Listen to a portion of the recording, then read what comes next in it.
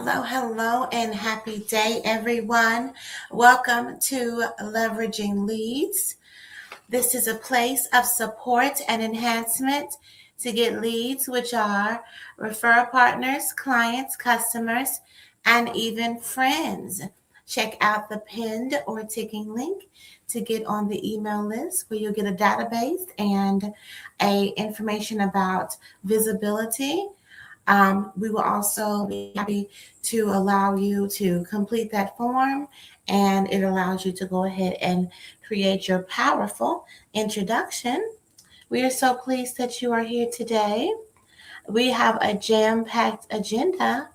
First, we are going to do gratitude, then, we're going to do um, the ingredients of a powerful introduction. Next, examples of a powerful introduction. Then we'll have our leveraging leads lesson. And lastly, we will let the audience who have been so nice to actually work during this time to create their powerful introduction. They're going to be able to share that, at least their I am statement. Okay. Yes, this is a place for you to have a morning routine of gratitude and declaring who you are, because daily declaration of who you are is vital to build confidence and call forth your desires. So let us begin by doing gratitude. Everyone that comes into this space, please share, what are you grateful for? We'll love to hear that. We're going to begin with my amazing co-host Keisha. Please share, what are you grateful for? Good morning. I am grateful for new routines, restful sleep, and detangling of hair. Okay, awesome. Thank you so much, Keisha. Let me do your celebration. We celebrate gratitude around here. So let me get your gratitude. Awesome. Thank you so much, Keisha. Are there any gratitude items over there for you, Keisha? If not, I'm going Yes, to. Oh, yeah. Well, I then got go. Big Thomas. Big Yes. Thomas is in, and he said he is grateful for everything. Oh, everything. Come on, Big Thomas. Come on, Big Thomas. I'll have to say, let me go ahead and celebrate you, Big Thomas. So Big Thomas, you're on the spot for your I am statement today. Keeper did his the other day. Yes, and then Keeper needs to keep saying his. This is a place for us to continue to share this over and over again till it becomes second nature. And that's how you introduce yourself. So please keep on sharing your powerful introduction and practice here with us. All right. So thank you so much. I am grateful for life. I am grateful for mm, mm, good bowel movements.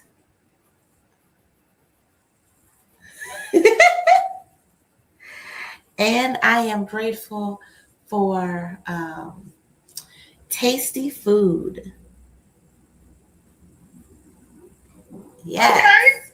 I, yeah, the tasty food probably helps with number two. Yes, yes, it does. All right. Awesome. Hello, Ron. Thank you for coming in. Please tap the screen. You asked if I can make a good breakfast. I sure can. What is your gratitude? What are you grateful for? We'll love to hear that. All right, next on the agenda is the ingredients of a powerful introduction. And so you all, now we're going to go over those ingredients so that you can be able to take note of these ingredients, and then you are to write out your powerful introduction from these ingredients.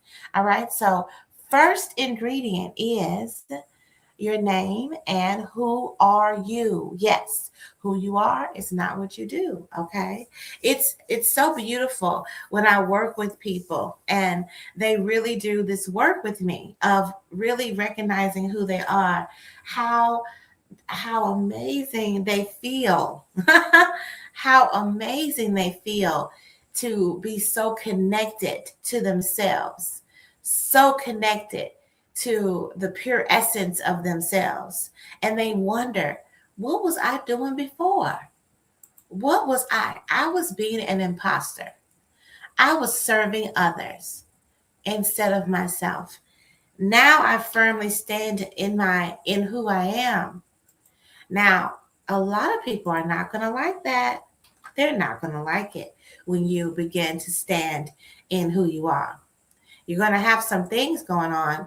You're going to have some people who are wanting you to continue to serve them instead of serve yourself. Yeah, you're going to have that experience, and so, but it's so important for your own well-being and for your own life to be able to share who you are. Hello, R. Thank you for being here. Please let us know what you're grateful for. Everybody else, let us know what you're grateful for. I see you, Jay. I see you, Oshan. I see you, Everton. Hello. I see you, 67. Thank you so much for liking, investing in the space. Thank you. Thank you so much, everyone. All right, let's move on to the next ingredient of the powerful introduction is, what do you do? Yes. What is your title or your credentials? So what is the qualifier that you have? All right, then who do you serve? That is the people that you feel inclined to care for and to serve. See, you notice that we don't get into who you're serving and what you do until after, okay? Until after you have asserted yourself into who you are, okay? You have to lead with that. Then you talk about who you serve, okay? And then you address after that. Um, After that, you would then say, why do you serve them? Okay. You would understand their pain points and you'll be able to speak towards their pain points, because most people are looking for a remedy to their pain, even a pain that they have that they maybe don't want to address with others. But if you say, okay, I see you, I know you, I understand you, then they will feel inclined to interact with you. And then you can provide them with the solution. Yes, the solution to their pain point. Then what makes you uniquely purposed to serve them is the next thing. That's that story of transformation that you have. There was a time that you were a particular way. Now you are now this new version of yourself and able to bring other people along so that they are also getting this solution. All right. Then next, who do you want to meet? Yes, we need to be intentional about who we want to meet in the interactions that we have. So when we share things to people, all right, when you share this powerful introduction, be clear about who you want to meet. It's about being intentional with your energy, your time, all right. So next, the last thing, and one of the important things that I find is that you need to tell people how they can connect with you. Yes, because that is the ask. A lot of people need you to go ahead and direct them to wherever they should go in order to interact with you. All right. So then that's the last thing that you would say is how they can connect with you. All right. Those are the ingredients of a powerful introduction. Now we're going to have examples of powerful introductions from Keisha, who is my co-host, and then I will share mine. Keisha, please provide your powerful introduction. Good morning. I am B. Keisha Jackson. I am a lovely person that loves to smile smile, and loves to live life authentically and unapologetically. I am loyal and grateful, and I have learned the power of talk. And what does that mean? I teach, align, like, and keep your secrets to financial wealth. Why do I keep them? I keep them because someone else did not tell you about them. So let me tell you about them and keep your dream and your legacy. And let's build that together. So if you would like to join me on this journey, please go visit me and follow me on my IG page at the Forever KJ. I'll see you there. All right. Awesome. Thank you, everyone, for commenting and being here. And is there any gratitude on your side, Keisha, that we want to acknowledge? Yes. So I have Duggaby from New Guinea. He said he's grateful for his kids and his partner. They hold up and give him purpose. Oh, wow. Okay. Yes. Thank you for sharing your gratitude. Go ahead, Keisha. And then, of course, we got Cancer Man. Of course, thank you for if they're participating over here. And then Cancer Man, he said he's always grateful for me. I think he said, I'm always grateful for you. All right. So he's grateful to Keisha. Yes.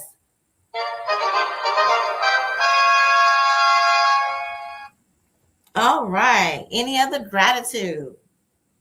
I'm grateful for all the men over here that's offering to come and plait my hair because today was shampoo hair. All right. Okay. Let's give gratitude to the men who would like to pamper Keisha. Yes. All right. And that's the way it should be. Okay. All right. So now let's move into let me give you all my powerful introduction. I am Erica Kessie. I am the son of the Thriveverse, powered by love, wisdom, and celebration. I am good. I'm a multi-potentialite, multifaceted mommy. I listen, teach, lift, and bring clarity for activation and execution. I am the CEO and also a therapist within Your Goal Concierge, where we have a plethora of options for leaders to find their right fit solutions. But it all begins with commanding your thriving. I would like to invite mom energy leaders. Those are the fixers, the helpers, those who may be serving and yet neglecting themselves, those experiencing imposter syndrome or burnout. I would love for you to take a gander at my website, www.yourgoalconcierge.com. And there is a complimentary Thrive plan. There's also a complimentary business health quiz, as well as you can look at all the different offerings. And if you have any questions, you can meet with me. You can book time. Yes, go to www.yourgoalconcierge.com. We would love to listen and launch you into your right fit solutions.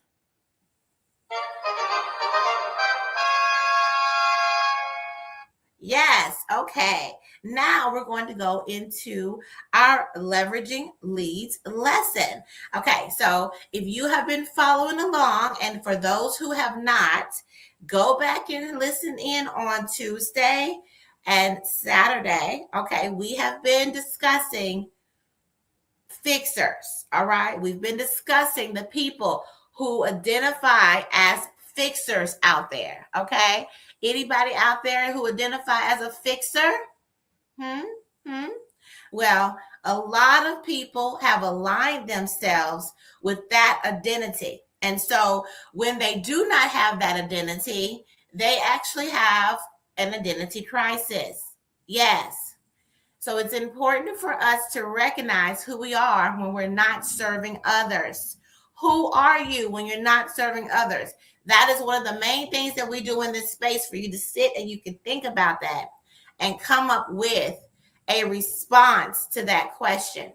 But we talked through the empty chair scenario. All right. So if you didn't listen, if you don't know that what I'm talking about, go back and listen in. Okay.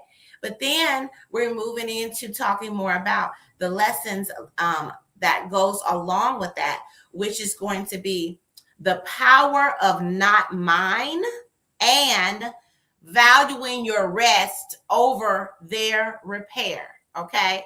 So here it is. The power of not mine.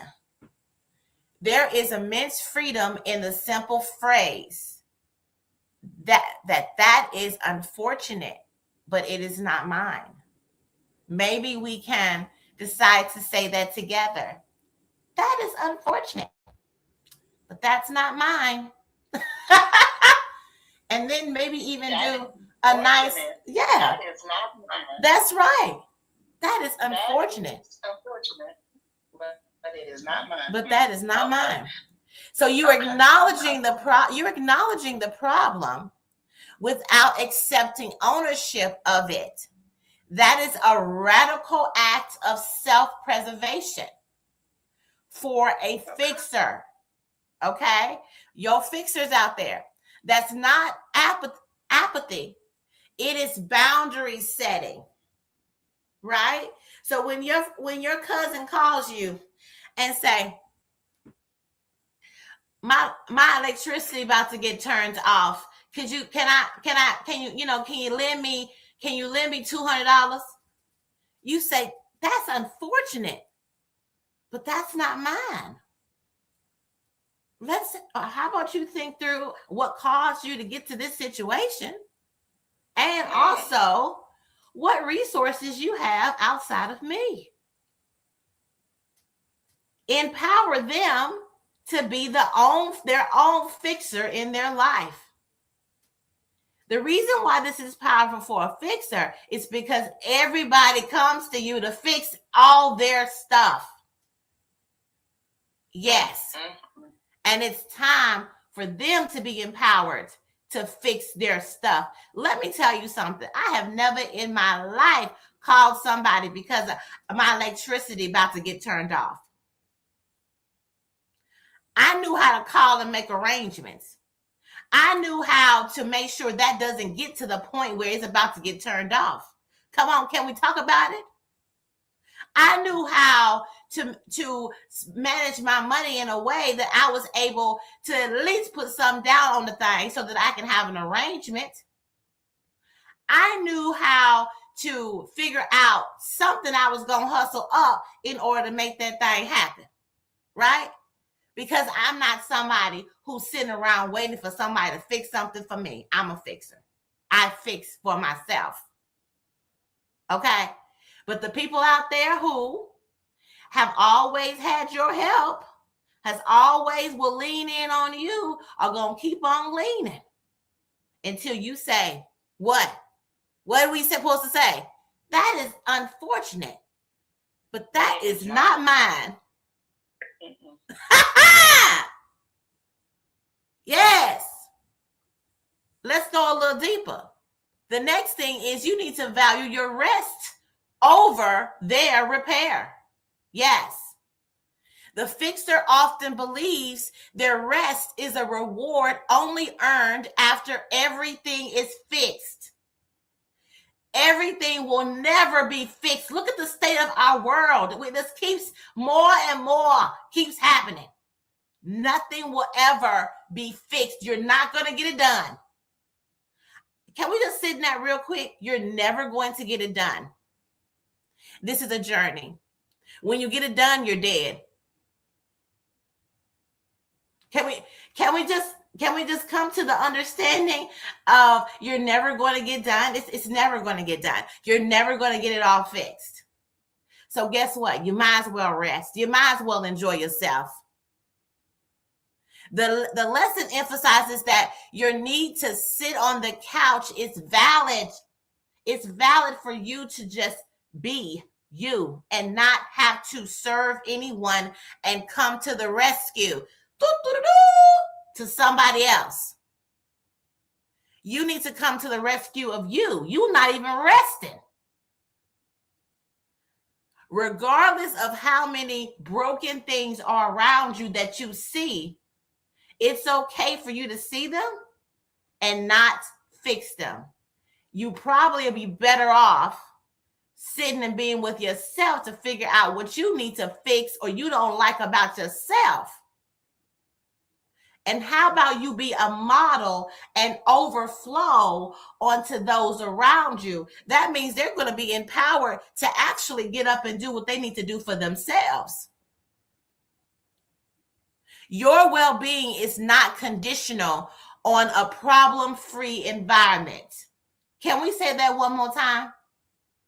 We're going to have to learn, and I know that a lot of us can't do this, because you were made in a life, in a race, in a culture, in a society where there's problems everywhere. And you're going to have to be able to withstand the problems and prioritize your well-being. It is the most important thing you can ever do for yourself. And that is the Leveraging Leads lesson. Any thoughts? Absolutely. So I have learned that resting. So I was doing a class yesterday, a quick budgeting class, but we budgeted our time. And most people's like, I've never budgeted my time before. And when they see that they really can't get ahead working a job, ooh, because they yeah. So because we broke it down on working, you got 24 hours in a day. You have these big dreams and goals, but in the big dreams and goals, you only are making this amount of money by the time taxes are taken out and all the things. Now you have more months and more bills than you have money, and you're gonna always work because you've not put away, because you don't know. We don't. What time take? We don't know how. No one showed us. No one told us. And, yes, as a fixer in my family, that may not be a great quality. But now as a part of the business and my purpose, I have to tell people. And then once I tell them, I can then say, yep, I told you about it. I'm here when you need me. It's no longer my problem, because it was my problem when you didn't know that what I did. Yeah. Once you know what I do and you don't utilize my services and something goes totally different, because the reality of it is, I got you, okay. The reality of it is that we don't buy the thing we need. We buy the thing we can't live without.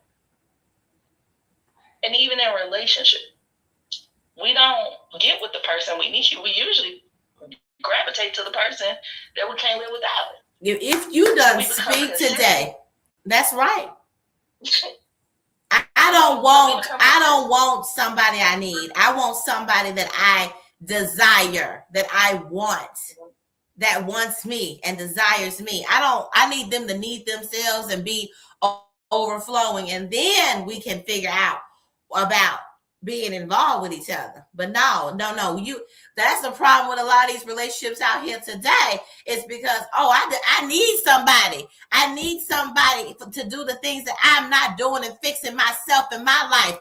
Keisha, don't start none today now.